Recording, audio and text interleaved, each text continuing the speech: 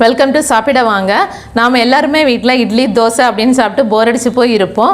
கொஞ்சம் டிஃப்ரெண்ட்டாக நாம் இன்றைக்கி ஒரு டிஷ் பார்க்கலாம். மரவள்ளி கிழங்குல நாம் இன்றைக்கி புட்டு எப்படி செய்கிறதுன்னு பார்க்கலாம். புட்டு செய்கிற பாத்திரம் இல்லாதவங்க கூட ஒரு ஹெல்த்தியான வழியில் அந்த புட்டை பண்ணலாம். ரொம்ப டேஸ்டியாக ஈஸியாக இதை நம்ம எப்படி பண்ணுறதுன்னு பார்க்கலாம். வீடியோ ஸ்கிப் பண்ணாமல் கடைசி வரைக்கும் பாருங்கள்.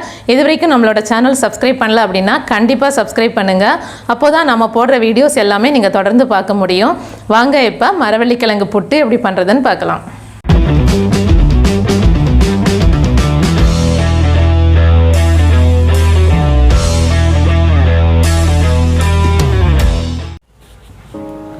மரவள்ளி கிழங்கு புட்டு பண்ணுறதுக்கு இன்றைக்கி நம்ம 1/4 கிலோ மரவள்ளி கிழங்கு எடுத்துருக்கோம். இதை வந்துட்டு துருவலில் வச்சு இது மாதிரி துருவி எடுத்துக்கலாம்.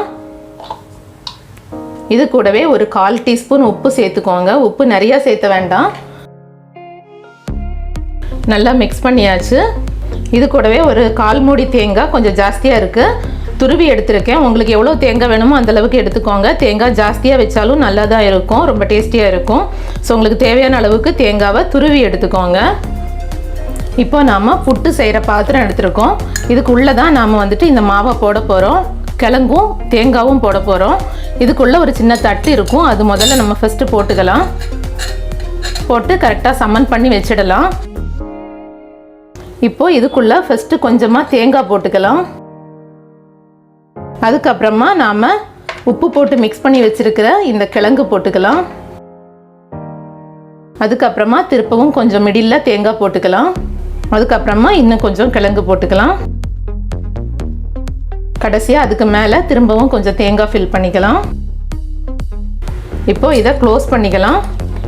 இப்போ நாம் இதை புட்டு வேக வைக்கிற அந்த பாட்டுக்கு மேலே வச்சு இதை வேக வைக்க போகிறோம். புட்டு செய்கிற பாத்திரத்தோட பாட்குள்ளே 2 டம்ளர் தண்ணி ஊற்றி ஸ்டவ்வில் வச்சுருக்கேன். தண்ணி நல்லா கொதிக்க ஆரம்பிக்கட்டும்.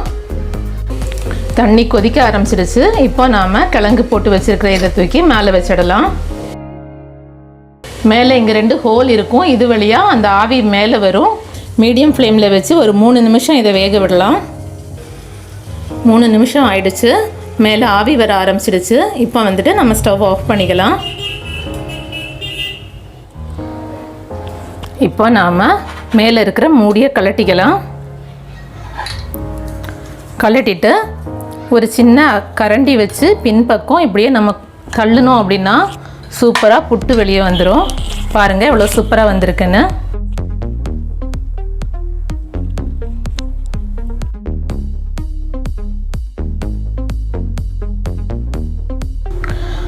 புட்டு செய்கிற பாத்திரம் இல்லை அப்படின்னா இன்னொரு ஹெல்த்தியான மெத்தடில் நாம் இந்த புட்டு பண்ணலாம். அது எப்படி பண்ணலான்னு பார்க்கலாம். அதுக்கு இந்த மாதிரி சின்ன சின்ன பீஸாக வாழை இலை எடுத்துக்கோங்க.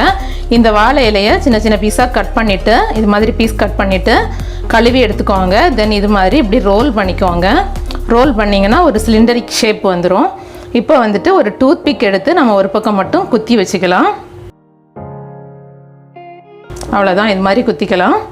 இப்போ வந்துட்டு உள்ளே நம்ம மாவு போட ஆரம்பிச்சிடலாம். இப்போ வந்துட்டு கீழ் பக்கத்தில் நாம் இப்படி லைட்டாக டைட் பண்ணி பிடிச்சிக்கலாம். லைட்டாக ப்ரெஸ் பண்ணி பிடிச்சிக்கிட்டா போதும். பிடிச்சிட்டு இங்கே நாம் ஃபஸ்ட் மாதிரியே போட ஆரம்பிச்சிடலாம். முதல்ல கொஞ்சமாக தேங்காய் போட்டுக்கலாம். இப்போது அதுக்கு மேலே கொஞ்சமாக கிழங்கு போட்டுக்கலாம்.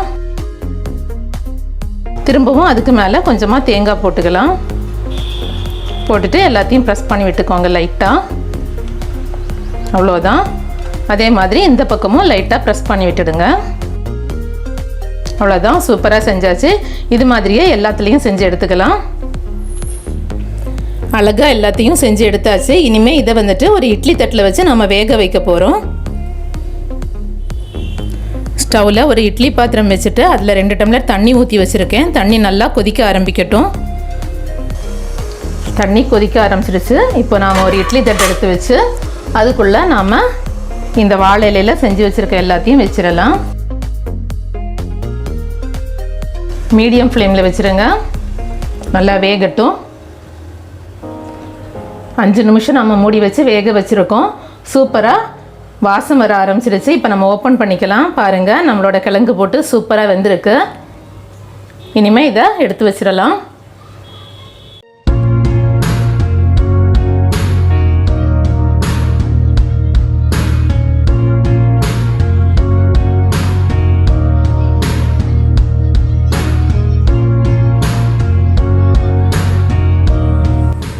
இது மாதிரி ஹெல்த்தியாக உங்கள் வீட்டில் இருக்கிற குட்டீஸ் எல்லாருக்கும் வாழை இலையில செஞ்சு கொடுத்து அசத்துங்க.